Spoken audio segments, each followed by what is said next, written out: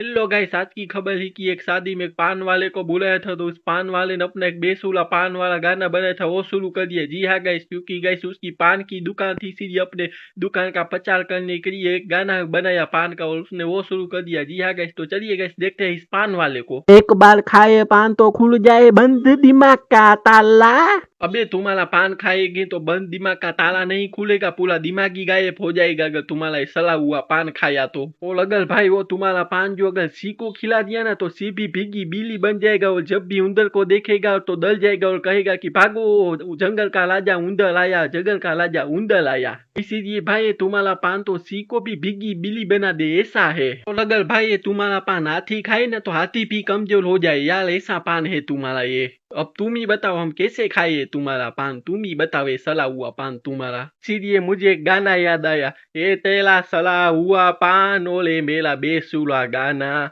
अगर ये दोनों मिल जाए तो ये दुनिया हो जाएगी तबाह तबाह। तो गाइस आप भी इसका पान खा सकते हैं इसकी दुकान पे जाके, लेकिन बाद में आपका दिमाग छू मंतर हो जाए तो बाद में हमें मत कहना भाई तुम। गाइस आप भी ऐसे इंसानों से बच के लेना, क्योंकि गाइस हमारा नौसिखियाओं का काम ही है आपको सावधान करना।